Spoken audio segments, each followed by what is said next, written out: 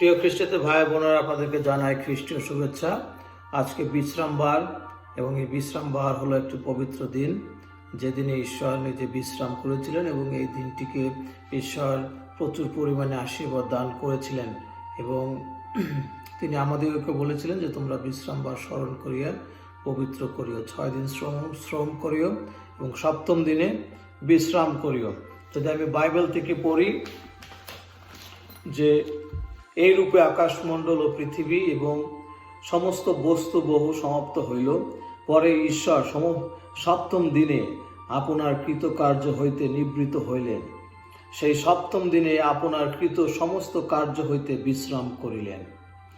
আর ঈশ্বর সেই সপ্তম দিনকে আশীর্বাদ করিয়া পবিত্র করিলেন, কেননা সেই দিনের ঈশ্বর আপনার সৃষ্ট ও কৃত সমস্ত কার্য হইতে বিশ্রাম করিলেন। আপনারা যদি পড়তে চান তাহলে আদি 2 অধ্যায় 1 পদে এটা বলা আছে। এবং আমি যদি যাত্রা পুস্তক 20 অধ্যায় 8 পদ পড়ি, সেখানে ঈশ্বর বলেছেন যে মসির মাধ্যমে যে 10 আজ্ঞা ইসরায়েলদেরকে দিয়েছিলেন, সেই 10 আজ্ঞার চতুর্থ আজ্ঞা সেটা হলো পাওয়া যায় যাত্রা পুস্তক 20 অধ্যায় 8 পদ। তুমি বিশ্রাম দিন স্মরণ করিয়া পবিত্র করিও, 6 দিন শ্রম করিও, আপনার সমস্ত কার্য করিও, কিন্তু সপ্তম দিন তোমার ঈশ্বর সদাপ্রভুর উদ্দেশ্যে বিশ্রাম দিন। তো সেই জন্য সকলকে জানাই বিশ্রামবারের শুভেচ্ছা। বিশ্রামবার একটি অতি পবিত্র দিন এবং আমরা যখন স্বর্গে উপাসনা করব, আমরা সেই বিশ্রামবার পালন করব। তো আজকে আমি প্রভুর ভোজ সম্পর্কে কথা বলবো, যে আমরা প্রভুর ভোজ নিয়ে থাকি এবং আমরা জানি খ্রিস্টানদের মধ্যে যে ভেদাভেদ রয়েছে চার্চগুলোর, সেই চার্চগুলোর ভেদাভেদের কারণে অনেকভাবে প্রভুর ভোজ গ্রহণ করে।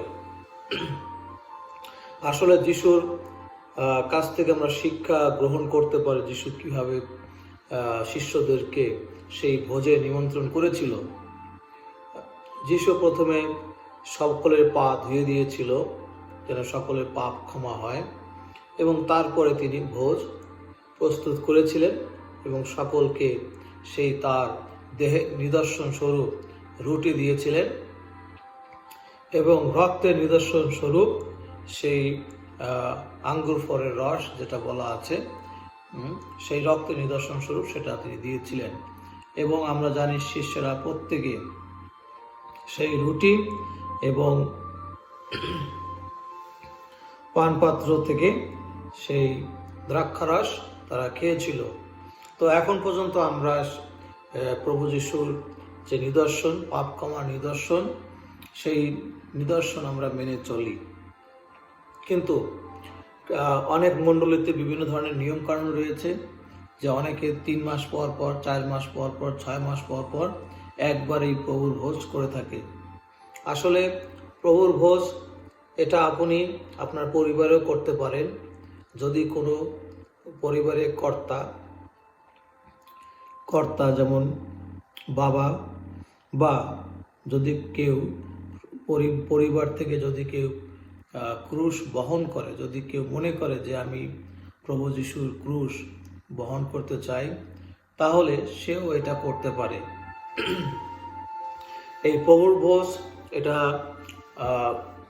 তৈরি করার জন্য বা পরিবারে প্রভুর ভোজ প্রস্তুত করার জন্য যে প্রচারক দরকার সেটা নয়। কিন্তু যদি কেউ মনে করে যে না, আমি স্বাধীনভাবে যিশুর পক্ষে কাজ করে যাব, তাহলে সেও এই প্রভুর ভোজটা তৈরি করতে পারে। এবং আমি বলবো প্রতিটি পরিবারের যে কর্তা রয়েছেন, বাবা, তিনি এই দায়িত্বটা পালন করবেন।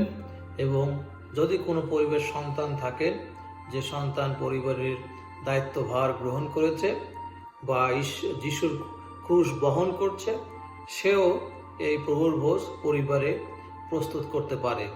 আমাদের বিভিন্ন সময় বিভিন্ন অবস্থা আসবে, যে সময় যেমন এই করোনা-19 কারণে দেখা গেছে চার্চ সব বন্ধ করে দিচ্ছে ভয়তে, এখনও কিছুই আসে নাই।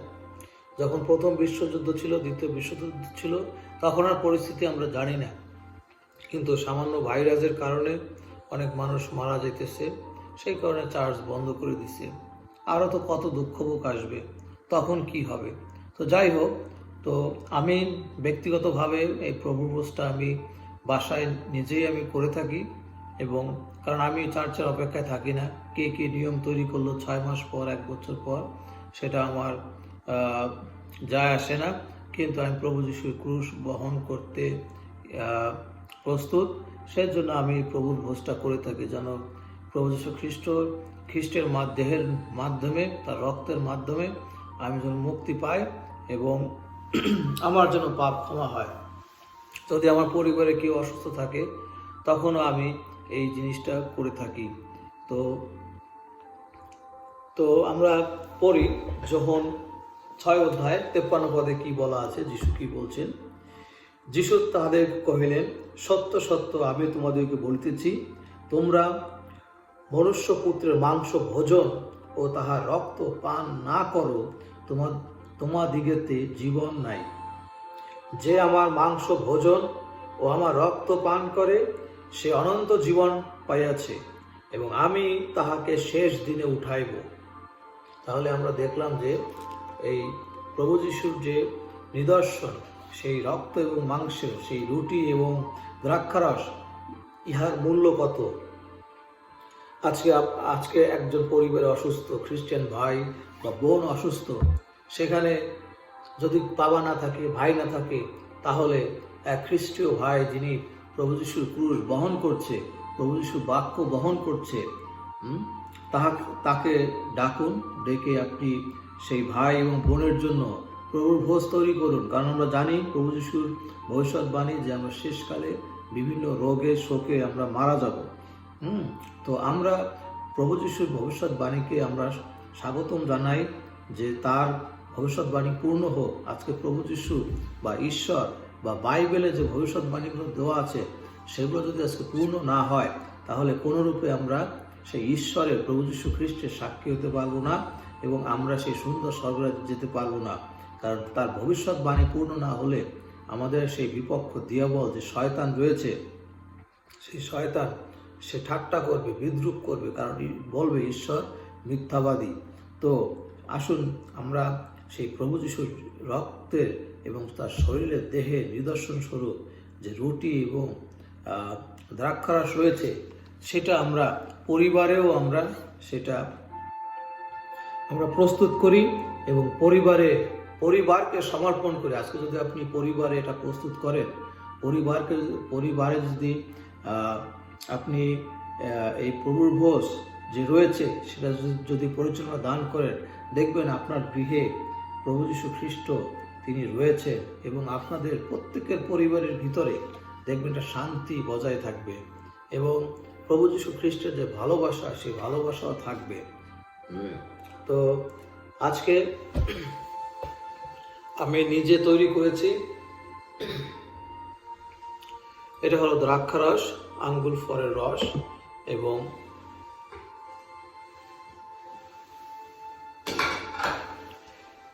এটা হলো রুটি। এই রুটিটাকে প্রভু যীশু খ্রিস্টের দেহের সহিত তুলনা করেছেন, এবং এই যে আমরা দেখলাম যে রক্ত, সেই দ্রাক্ষারস, এই দ্রাক্ষারসকে প্রভু যীশু খ্রিস্টের রক্তের সহিত নিদর্শন করেছেন। আর প্রভু যীশু খ্রিস্ট সেই ভোজে তিনি রুটি ভাঙিলেন, এবং তার দেহের নিদর্শন স্বরূপ তিনি শিষ্যদেরকে দিয়েছিলেন, এবং বলেছিলেন যে তোমরা সমুদয় জগতে যাও এবং সেই স্বর্গের রাজ্যের কথা প্রচার করো, এবং পিতা পুত্র আত্মাতে সকলে জলে বাপ্তাজিত করো। তো আমি প্রভু যীশুর নিদর্শন স্বরূপ আমি তার যে রুটি দিয়েছেন দেহের নিদর্শন স্বরূপ, সেটি আমি এখন ভোজন করব।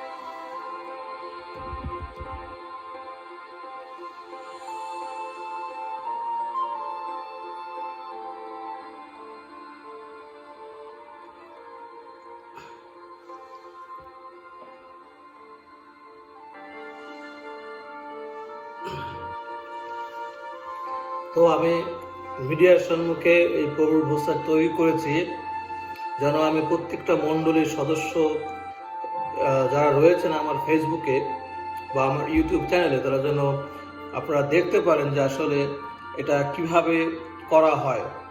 অনেক মণ্ডলীতে আছে যে ফাদার একাই দ্রাক্ষারস খায় আর সবাইকে একটু রুটি ভিজাই দেয়। এটা আসলে ঠিক না। এটা বাইবেল অনুসারে হয়, এটা ঠিক না। এবং তারা নিজেরা বাইবেল লিখছে এবং সেই অনুসারে তারা পরিচালনা দান করে। সো খ্রিস্টীয় ভাই বোনেরা, আপনারা আজকে অনেক শিক্ষিত রয়েছে, পড়াশোনায় অক্ষর জ্ঞান সম্পর্কে ধারণা আছে, আপনারা বাইবেল পড়বেন। কেন ওই ফাদার কিভাবে করলো বা ওই পুরোহিত কিভাবে করলো সেটা আপনাকে মানতে হবে, কারণ তারা আপনাকে অন্ধের পথ দেখাইতেছে। তারা আপনি গর্তে পড়েন, ফাটলে পড়েন, ঠিক আছে? তো কয়েকটা ধাপ রয়েছে। যেমন প্রথম ধাপ হচ্ছে আপনি কি করবেন, পা ধুবেন। যদি পরিবারে কেউ থাকে তার পা ধুয়ে দিবেন এবং তারপরে এই ভোজটা তৈরি করবেন। যদি কেউ না থাকে, নিজে পা ধুয়ে হাত পরিষ্কার করে, যেটা হলো নমনীয়তার চিহ্ন, পরিষ্কারের চিহ্ন। আপনি নিজে পা ধুয়ে হাত ধুয়ে তারপরে এই ভোজটা তৈরি করবেন। তৈরি করার পরে অনেক বাইবেলে পদ রয়েছে, যোহন 6 অধ্যায় বলা আছে এবং মথি 26 অধ্যায় বলা আছে। 26 অধ্যায় পড়বেন। প্রথম করিন্থীয় 11 অধ্যায় 17 থেকে 34 পদ, সেখানেও এই বিষয়ে বলা আছে। তো এগুলো হলো পদ এবং সমস্ত পদই আপনাকে পড়তে হবে সেটা বিষয় না, কিন্তু আপনি প্রভু যিশু যে ক্রুশে মৃত্যুবরণ করেছেন আমাদের জন্য, সমস্ত মানব জাতির জন্য, সেটা আপনি স্মরণ করলেন, সেটাও সম্পর্কে প্রচার করলেন। তারপরে প্রভু যিশুর দেহের নিদর্শন স্বরূপ যে রুটি রয়েছে, সেই রুটি এবং দ্রাক্ষারস তার রক্তের নিদর্শন স্বরূপ, সেটি প্রত্যেকের মাঝে ভাগ করে দিলেন। অনেক বেশি করে দিতে হবে না, অল্প করে দিলেন। কেউ ক্ষুধার্ত থাকলে বেশি খাবে না, কারণ এটা আপনি করতেছেন আপনার পাপ মোচনের জন্য। তো আপনাকে নম্র হতে হবে এবং আপনাকে মন পরিবর্তন করতে হবে, সেটা হলো আসল বিষয়। কারণ আমরা মানসিক দেহে দুর্বল, কিন্তু আত্মিক দেহে আমরা খুবই সবল। তো এই জন্য ভিডিওটা করা, যেন প্রতিটা খ্রিস্টীয় ভাই বোন আপনারা শিখতে পারেন যে আসলে কিভাবে প্রভুর ভোজ তৈরি করতে হয়। তো তার প্রভু যিশুর রক্তের নিদর্শন স্বরূপ এটা হলো সেই দ্রাক্ষারস, আঙ্গুর ফলের রস, যেটা আমি তৈরি করেছি। এটি তার রক্তের নিদর্শন স্বরূপ আমি এটা গ্রহণ করব, যেন আমার যে পাপ রয়েছে, ভুল ত্রুটি রয়েছে, সেটি যেন ঈশ্বর ক্ষমা করেন। কারণ প্রভু যীশু খ্রিস্ট তাহার রক্ত দ্বারা আমাদেরকে কিনে নিলেন।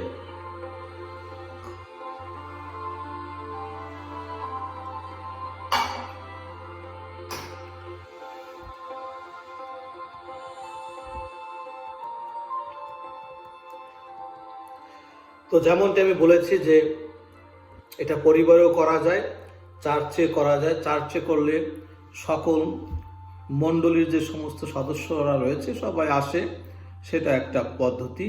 আর একটা হলো পরিবারের ভিতরে আমরা এটা করতে পারি এবং করা উচিত। যদি কোনো খ্রিস্টীয় ভাই বোন অসুস্থ থাকে, সেই ক্ষেত্রে এটা অবশ্যই করা উচিত, যেন তাকে যিশুর কাছে সমর্পণ করা হয়, ক্রুশের কাছে সমর্পণ করা হয়, যেন সে শক্ত করে ক্রুশটা ধরতে পারে, যে কষ্ট ভোগ রয়েছে সেটা ধরতে পারে এবং প্রভু যিশুর নামে সে যেন সেই সুন্দর স্বর্গরাজ্যে যেতে পারে। তো এইটুক ছিল আজকে আমার বিষয়, যে প্রভুর ভোজ সম্পর্কে। তো আসুন খ্রিস্টীয় ভাই বোনেরা, আমাদের ভিতরে অনেক ভুল ত্রুটি রয়েছে, আমাদের ভিতরে অনেক ভুল অনুশীলন রয়েছে, যেটা আমরা শুধুমাত্র বাইবেল পড়ার মাধ্যমেই আমরা এটা শিখতে পারি। আজকে খ্রিস্টিয়ান ভাই বোনদের মধ্যে বিভিন্ন মণ্ডলী ভাগ হয়ে গেছে, কারণ লোভের কারণে। লোভ, মানুষের লোভ অতিরিক্ত।